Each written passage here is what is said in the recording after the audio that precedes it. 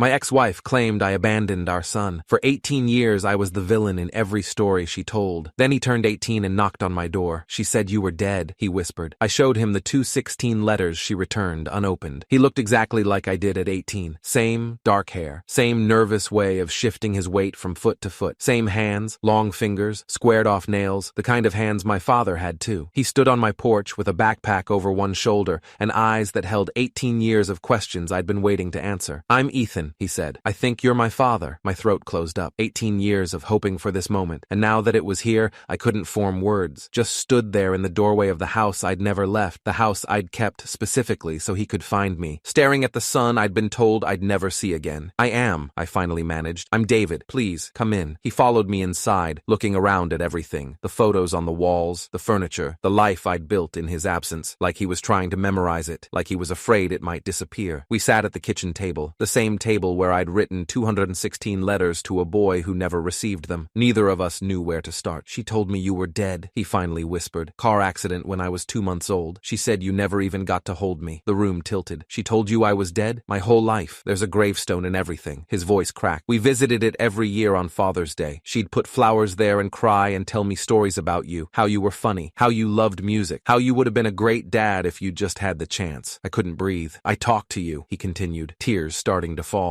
At the grave. Told you about my soccer games, my first girlfriend, getting into college. I thought you could hear me somehow. I heard every word, I said, just not from where you thought. I stood up, walked to the hallway closet, reached up to the top shelf, and pulled down 3 large plastic bins I'd kept there for 18 years, carried them back to the table, set them down in front of my son. What are those? I opened the first bin. Inside, stacked neatly in chronological order, were 216 envelopes, all identical, all addressed to Ethan at his mother's parents' address, all stamped in red ink, return to sender. One for every month of your life, I said. I sent them on the first of every month like clockwork, never missed once. He picked one up with trembling hands. It was postmarked from his first birthday. He opened it carefully, unfolded the letter inside. Dear Ethan, you're 1 year old today. I wonder if you're walking yet. If you like the stuffed elephant I sent last month. Your mom won't let me see you, but I want you to know your dad loves you. I'm fighting for you. I'll never stop fighting, I promise. Love. Dad, tears were streaming down his face now. She returned these? All of them. Every single one. I kept sending them anyway, hoping maybe someday one would get through. He opened another, then another. Letter after letter, each one dated, each one stamped with rejection, each one filled with love he'd never received. The gravestone, he said, his voice hollow. I stood there and talked to you, cried over you, thought I'd never have a father. I've been 15 minutes away this entire time. Same house, same phone number, same everything. He looked up at me. She let me grieve you for 18 years, while you were right here, while I was right here. Why? That question, the one I'd asked myself every day for nearly 2 decades, hung in the air between us. Sit down, I said. Let me tell you everything. Your mother and I met in college, sophomore year, same psychology class. She sat 2 rows ahead of me and had this laugh that made everyone in the room smile. I spent 3 weeks working up the courage to talk to her. Her name was Rachel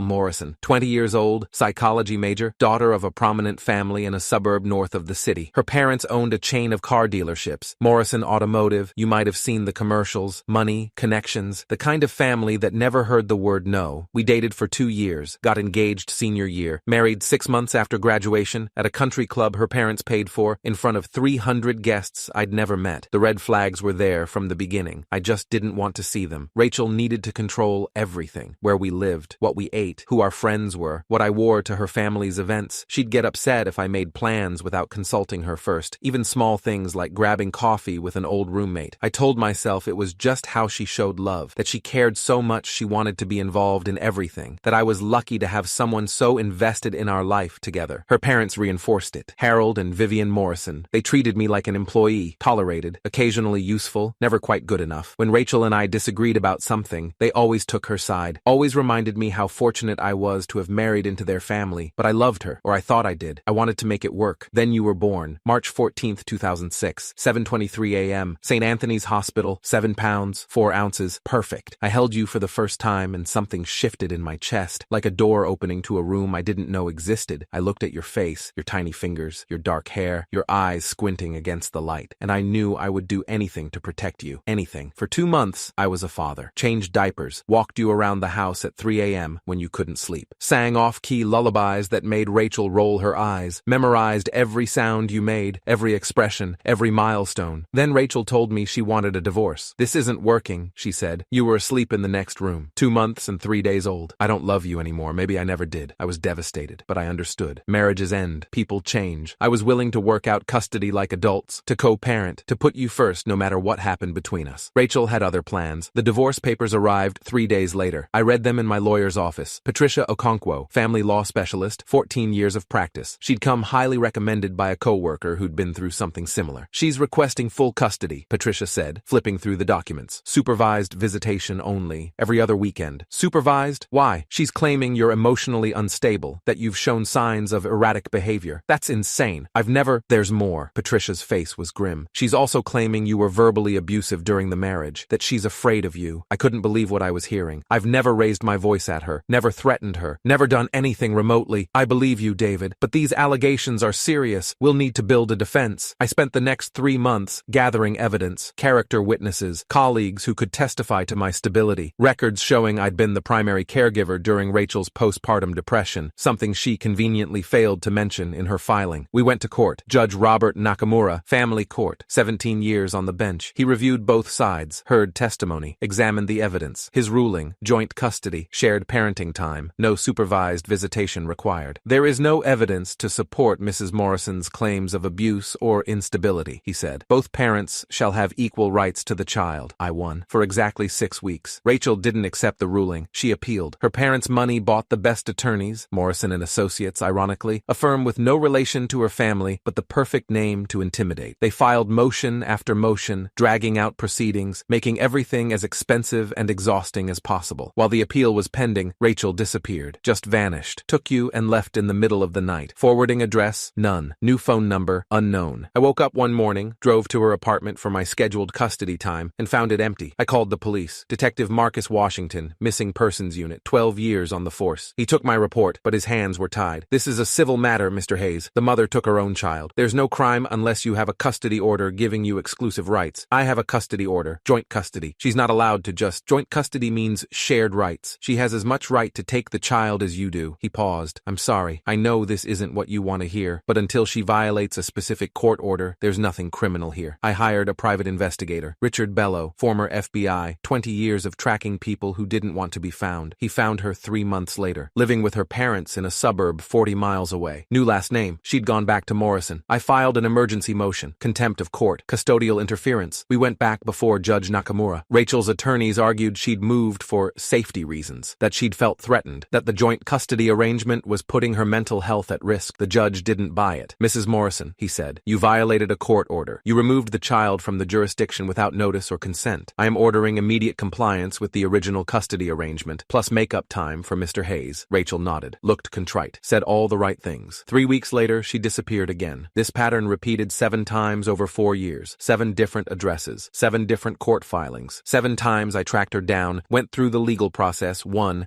and 7 times she vanished before I could see you. Her parents helped her every time. Harold Morrison had connections everywhere. Judges he'd donated to, police chiefs he'd golfed with, attorneys who owed him favors. I was fighting a war against an army, and all I had was a court order that nobody seemed willing to enforce. My savings disappeared. $47,000 in legal fees over 4 years. I sold my car, took out a second mortgage on the house, borrowed from friends and family until nobody would lend me anything more, and still, I kept fighting. Mr. Hayes, Judge Nakamura said during our final hearing, I've seen a lot of cases in my years on this bench, but I've rarely seen a father fight this hard for his child. I want you to know that the court recognizes your efforts. Then help me, I said. Please, just let me see my son. I'm ordering supervised visitation at a neutral location. Mrs. Morrison, you will comply with this order or face criminal contempt charges. Rachel nodded again. Same contrite expression, same empty promises. The visitation was scheduled for a Saturday at 2 p.m. She never showed up. By Monday, she was gone again. This time, for good. The letters started after I gave up on the courts. Not gave up on you, never on you, but the system had failed me so completely, so thoroughly, that I realized I needed a different approach. If I couldn't see you, I would write to you. Every month on the 1st, I sat down at this kitchen table and wrote a letter to my son, told you about my life, asked questions I knew you couldn't answer, said all the things a father should say to a child. I sent them to your grandparents' address, the Morrison estate in Lakewood. It was the only fixed location I knew for certain. Every single one came back. Returned to sender. I kept copies, dated them, filed them in these bins, told myself that someday, somehow, you would know the truth. By year 5, I'd stopped tracking Rachel, stopped hiring investigators. The money was gone, and every time I found her, she just ran again. But I never stopped writing. 1 letter a month, 12 letters a year. year, for 18 years. 216 letters to a son who'd been told his father was dead. Ethan sat at my kitchen table, surrounded by open letters, tears streaming down his face. "I thought you abandoned me," he said. "She told me. She said you never wanted to be a father, that you left before I was born, that the only reason I existed was because she fought to keep me. None of that is true. I know that now." He looked at me. "How did you find out?" "About the grave." "What grave?" "The headstone. David Hayes, 1978-2006. Beloved husband and father. It's in Greenwood Cemetery. I've been visiting it since I was 5 years old. I felt the blood drain from my face." She made a gravestone? I thought it was real. Mom would cry every time we went. She'd tell me stories about you, how you met, how much you loved her, how the accident happened so fast you never even suffered. There was no accident. There was no death. There was just this, me, here, waiting, writing letters you never got. Ethan pulled out his phone. "I need to call her. Maybe we should wait." "No." His voice was steel. "She needs to answer for this. Right now." He dialed, put it on speaker. The phone rang 4 times. "Ethan, where are you?" Rachel's voice. I hadn't heard it in 18 years, but I recognized it instantly. That same controlling tone, that same barely concealed anxiety. "With Dad." Silence. Long and terrible. "That's impossible," she finally said. "Your father is dead?" "Yeah, I know the story. Except he's sitting right in front of me, very much alive." "Ethan, listen to me. I saw the letters, Mom.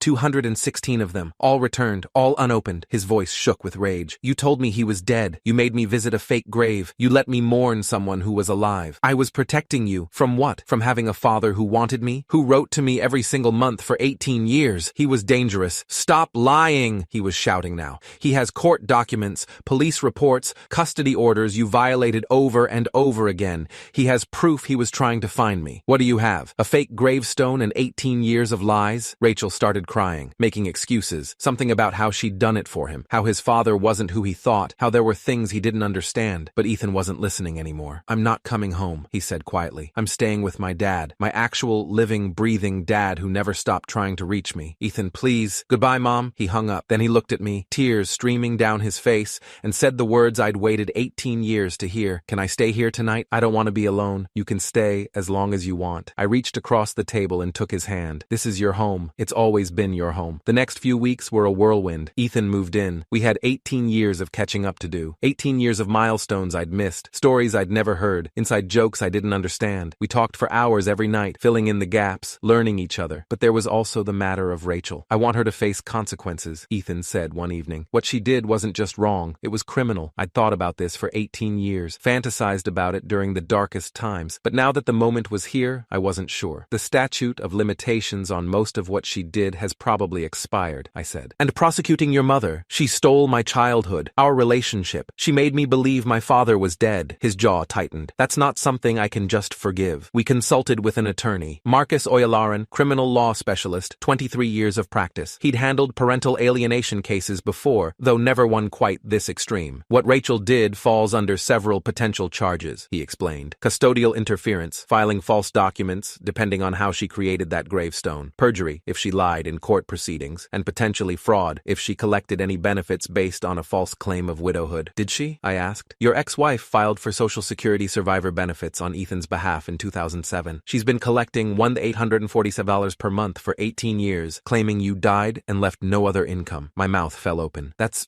over $400,000. $399,672 to be exact. That's federal fraud. No statute of limitations. Ethan looked at me. "She was getting paid for you being dead this whole time." "It appears so." "Then let's report it." The investigation took 4 months. The Social Security Administration doesn't mess around with fraud. When Oyalaran filed the complaint, they launched a full audit of Rachel's benefits history, subpoenaed bank records, interviewed witnesses. What they found was damning. Rachel had forged a death certificate, used a contact at a funeral home, a friend of her father's, to create fake documentation, filed the paperwork with Social Security, the State Vital Records Office, even the local cemetery. The gravestone was real. She'd paid $3,200 to have it made and installed, visited it regularly, posted pictures on social media showing her and Ethan honoring my memory, all while collecting monthly checks for my death. The federal prosecutor assigned to the case was Assistant U.S. Attorney Jennifer Okafor, 15 years of experience with fraud cases. She called me personally to discuss the evidence. "Mr. Hayes, I've seen a lot of fraud in my career, but this is uniquely cruel. She didn't just steal money from the government. She stole your son's entire relationship with you. She stole your identity. What happens now? We're charging her with Social Security fraud, wire fraud, and filing false federal documents. The state may add additional charges related to the fake death certificate and custodial interference. And her father, Harold Morrison, was involved in hiding her. We're investigating his role. If he knowingly participated in the fraud, he'll face charges too. Rachel was arrested on a Thursday morning. I watched the news coverage from my living room, Ethan sitting beside me. They showed her being led out of her parents' house in handcuffs, her mother crying on the lawn, her father shouting at the cameras about persecution and family matters. I should feel something, Ethan said quietly. Watching my mom get arrested, I should feel sad or angry or something. What do you feel? He thought about it. Relief, like I've been holding my breath for 18 years and I can finally exhale. I understood exactly what he meant. The trial was 3 months later. Rachel pleaded not guilty. Her attorneys argued that she'd been a victim of domestic abuse, the same lie she'd told during our divorce, and that everything she'd done was to protect Ethan. The prosecution systematically dismantled every claim. They presented the court records showing I'd never been found abusive, the judge's statements praising my efforts to maintain custody, the private investigators' reports